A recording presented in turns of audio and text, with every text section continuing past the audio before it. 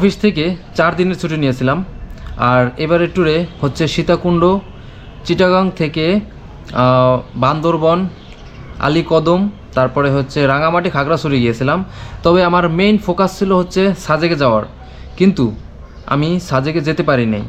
আর কেন যেতে পারিনি, পুরো ভিডিওটি দেখতে থাকুন, তাহলে বুঝতে পারবেন যে আমি কেন সাজেকে যেতে পারিনি। আর ভিডিওতে অনেক ইনফরমেশন আছে, তাই স্কিপ না করে দেখতে থাকুন। দেখতে দেখতেই ভালো লাগা কাজ করবে। চলুন তাহলে।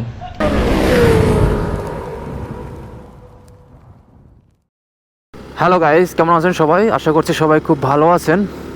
শোভন বাইকার চ্যানেলে আপনাদেরকে স্বাগত জানাচ্ছি আলীকদম থেকে। আর আমি এখন আলীকদম থেকে যাচ্ছি বান্দরবন। আপনারা গত ভিডিওটি যারা দেখেছেন তারা তো জানেনই, আর না দেখে থাকলে আমি ডেসক্রিপশনে লিঙ্ক দিয়ে দেব, চাইলে দেখে আসতে পারেন। তাহলে বুঝতে পারবেন যে আমার এই টোটাল ট্যুরে আমি কোথায় কোথায় গিয়েছি, কিভাবে গিয়েছি। আমার কাছে এই পাহাড়ি রাস্তায় রাইড করে যেটা মনে হলো যে আপ হিলের থেকে ডাউন হিলে অনেক বেশি রিস্ক, মানে ওঠার থেকে নামাটা অনেক বেশি রিস্ক, ওঠাটা সহজ। আপনি ফার্স্ট গিয়ারে রেখে মোটামুটি যত উঁচু হোক আপনি যেতে পারবেন যদি সিঙ্গেল হন। আর মোটামুটি অন্যান্য সব জায়গায় সেকেন্ড গিয়ারে বা থার্ড গিয়ারেই চালাতে পারবেন। কিন্তু নামার সময় আপনি যে কি করবেন মাঝে মাঝে সেটাই বুঝতে পারবেন না। নামার সময় আপনারা ক্লাসের ব্যবহারটা কম করবেন। অনেক সময়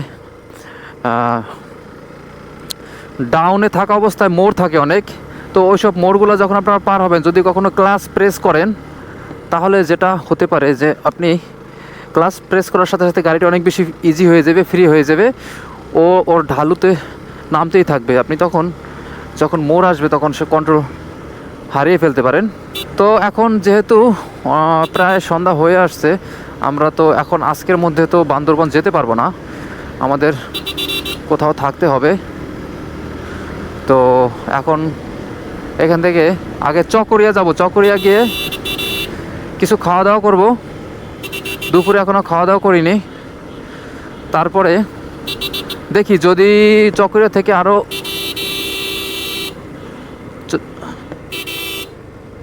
ওয়াও, দেখুন কতটা লিন হয়ে যাচ্ছি। তো যেটা বলছিলাম, চকরিয়া থেকে খাওয়া দাওয়া করে যদি ওইখান থেকে সিদ্ধান্ত নিব যে আমরা আসলে চকরিয়াতেই কি স্টে করব নাকি আরও সামনে আগাবো। যদি আর যাই হোক, আমরা রাতে রাইড করব না, আপ হিল ডাউন হিল পাহাড়ি রাস্তায় রাইড এনজয় করুন, আর আমিও এনজয় করি, কথা না বলি আর।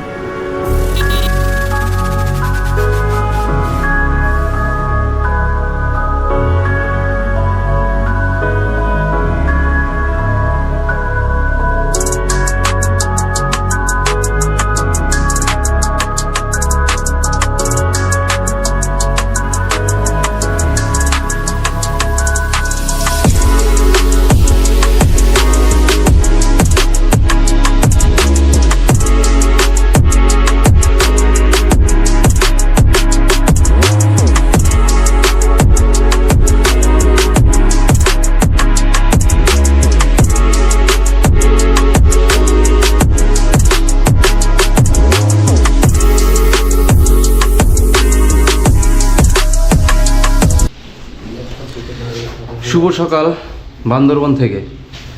কালকে রাত্রে আমরা হচ্ছে আনুমানিক 7টা সাড়ে 7টার দিকে আমরা বান্দরবন এসে পৌঁছাই। আমাদের আসলে যে জায়গা থামার কথা ছিল এখানে আমরা থামিনি, সরাসরি চলে এসেছি।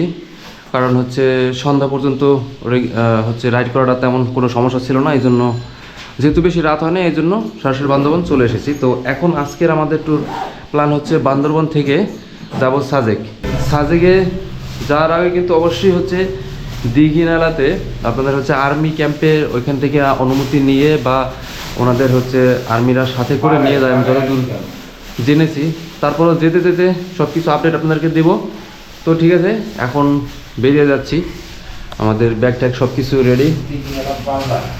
আর বান্দরবান এখানে এই হোটেলে উঠেছি আমরা, হিমালয় রিসোর্ট।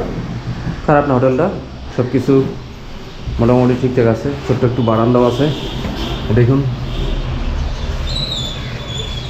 ভোর হলো দোর খোলো কুকুমনি উঠোরে। আচ্ছা যাই হোক, এখন আমরা চলে যাই। ফাইনালি আমরা বেরিয়ে পড়লাম সাজেকের উদ্দেশ্যে। লাইফে ফার্স্ট টাইম সাজেক যাচ্ছি বাইকে করে। অনেক অনেক অনেক দিনের স্বপ্ন পূরণ হতে যাচ্ছে। তবে এটাই প্রথমবার যাচ্ছি, তবে শেষবার না। প্রথমবার আসলে অনেক ভুল ত্রুটি হয়ে যায়। সেই ভুল ত্রুটিগুলো বা কী কী ভুল হতে পারে সেগুলো আপনাদের সাথে শেয়ার করব। এত এত কুয়াশা, ক্যামেরায় হয়তো দেখা যাচ্ছে কিনা আমি জানি না, তবে আমার হেলমেটের ভাইজর কুয়াশায় পুরো অন্ধকার হয়ে গেছে। মানে হেলমেট খুলে চালানো লাগতেছে, আবার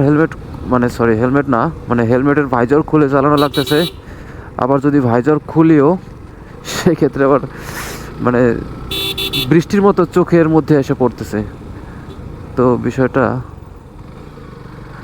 জানি না আপনারা কতটুকু দেখতে পারতেছেন। হয়তো ক্যামেরার লেন্সেও এসে কুয়াশা জমে আছে।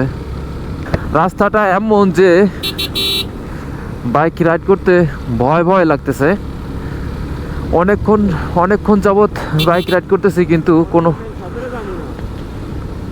কিন্তু কোথাও কোনো হচ্ছে অন্য কোনো গাড়ি দেখা নাই। কোনো একজন লোক দেখা যাইতেছে। ভালো লাগে এরকম, যদি কোথাও মানে এরকম রাস্তায় হঠাৎ করে খারাপ দেখা মিললে মনের মধ্যে ভালো লাগা কাজ করে। বন্ধুরা, এখন আছি আমি হলো সন্দীপ পাড়া। একটু নাস্তা করলাম, এই যে এখান থেকে নাস্তা করলাম। আর এখানের লোকজনের ভাষা বোঝা যায় না, কিছুই বুঝতে পারি না। তবে আমাদের কথা ঠিকই তারা বুঝতে পারে, যদিও তারা উপজাতি না, কিন্তু এদের একটা আঞ্চলিক ভাষা আছে, কেমন যেন কিছুই বোঝা যায় না। বামে চট্টগ্রাম, ডানে হচ্ছে রাঙামাটি, 38 কিলোমিটার। কুয়াশা কেটে গিয়ে রোদ উঠে গেছে। আর এইখান থেকে কাপ্তাই 11 কিলোমিটার দেখা যাচ্ছে। এটা কি কাপ্তাই লেক কিনা জানি না। কাপ্তাই লেকে ঢুকতে গেলে আমাদের অনেক বেশি লেট হয়ে যাবে। পরে আমাদের মেইন গন্তব্য সাজেকে যাওয়া হবে না আর। বান্দরবন থেকে প্রায় পুরো রাস্তা জুড়ে এরকম পাহাড়ি উঁচু নিচু পথ পাড়ি দিয়ে সাজেকের উদ্দেশ্যে যাচ্ছি আমরা। আর এই জায়গা দিয়ে বেশ কয়েকটি হচ্ছে সেনাবাহিনীর ক্যাম্প আছে। তো আপনারা যারা আসবেন বা যারা আসতে চাচ্ছেন, অবশ্যই ভোটার আইডি কার্ড সাথে নিয়ে আসবেন। অনেকগুলোই ফটোকপি করে নিয়ে আসবেন। মোড়ে এইভাবে আয়না দিয়ে দিছে, যার কারণে যেমন ওই পাশ থেকে কেউ আসতেছে কিনা সেটা এইখানে আয়না দিলে সেটা দেখা যাবে। এটা খুব ভালো একটা কাজ। ও রে, রাস্তার মোড় অস্থির, ভয়ঙ্কর সুন্দর। এগুলো আসলে মুখের ভাষায় আমি বোঝাতে পারবো না, শুধু আপনারা দেখুন আর মজা নেন। ওই দেখুন আয়না দেওয়া একটা, ওই যে প্রত্যেকটা মোড়ে আয়না দেওয়া দেখা যাচ্ছে। আয়নায় করে ঝুলন্ত সেতু, এদিকে ডান দিকে রাঙামাটি সোজা খাগড়াছড়ি 62 কিলোমিটার।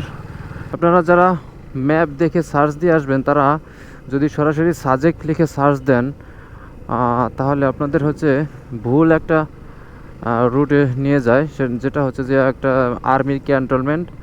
তো আমি ওইখানে যাওয়ার পরে, ওনাদের সাথে কথা বলার পরে, ওনারা হচ্ছে আমাকে বললো যে ওইখান থেকে ব্যাগে এসে শাপলা চত্বর এসে আমাকে সার্চ দিতে বললো। ওইখান থেকে সার্চ দিলাম। তো ওইখান থেকে আমি করলাম কি, দীঘিনালা সার্চ দিয়েছি, কারণ দীঘিনালাতে আমাকে ওখানে এমনিতেও থামতে হবে। এখানে হচ্ছে পারমিশনের একটা ব্যাপার আছে, সেনাবাহিনীর কাছ থেকে পারমিশন নিয়ে তারপরে হচ্ছে আমাকে যেতে হবে।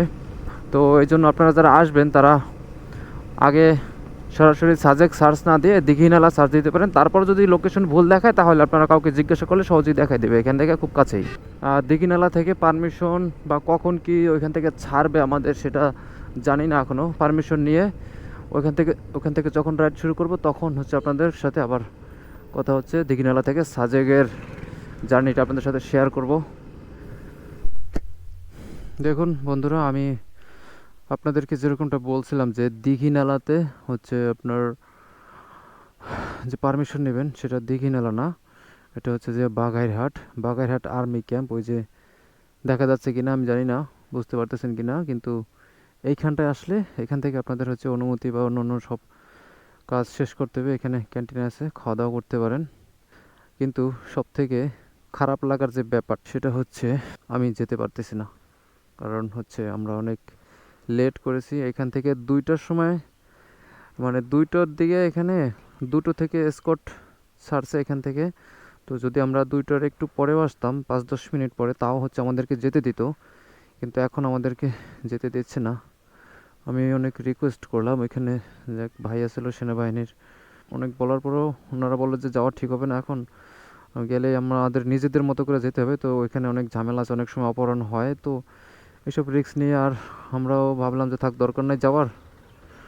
কিন্তু এতটা যে খারাপ লাগতেছে বন্ধুরা, সেটা বলে বোঝাতে পারবো না। আমার মানে কান্না চলে আসতেছে। আমি আর একটা বিষয় যে আপাতত আপনারা যারা আসবেন, 10টা থেকে 10:30টার মধ্যে প্রথম স্কট হচ্ছে এখান থেকে ছাড়ে, আর হচ্ছে 2টার দিকে হচ্ছে দ্বিতীয় স্কট ছাড়ে। তো আপনারা এই সময়টা মাথায় রেখে তারপরে আসবেন। তো ঠিক আছে, আর ভিডিও করব না, ভালো লাগতেছে না। বিষয় হচ্ছে আমি সাজেক গেলে যেতে পারি, তবে সেটা হচ্ছে আগামী দিন আমার যেতে হবে। আজকে রাত্রে এখানে থেকে তারপরে সকালবেলা হচ্ছে সাজেকে ঢুকতে হবে, বা দুপুরে 2টার স্কোরে ঢুকতে পারি চাইলে। কিন্তু এই জন্যই সব থেকে বেশি অসহায় লাগতেছে নিজেকে, যে আমি হচ্ছে 4 দিনের ছুটি নিয়ে আসছিলাম, তো অলরেডি 3 দিন হয়ে গেছে। আমাকে আগামী দিনের হচ্ছে আমাকে যেভাবে হোক আবার বরগুনা যেতে হবে, অর্থাৎ আমার ছুটি শেষ। এই জন্য আমি যেতে পারতেছি না, নাহলে একদিন থেকে, অর্থাৎ আজকের দিন থেকে আমি হচ্ছে আগামী দিন সাজেকে ঢুকতাম। বাট কিছু করার নেই, মেনে নিতে হচ্ছে। তবে পরবর্তীতে আবার অবশ্যই আসবো, যেভাবে হোক, তখন হাতে অজস্র সময় নিয়ে আসবো আর আপনাদেরকেও দেখাবো। এখন পর্যন্ত যারা আমার ভিডিওটি দেখছেন তাদেরকে অসংখ্য ধন্যবাদ। ভালো থাকবেন সবাই, সুস্থ থাকবেন। Tata, bye bye.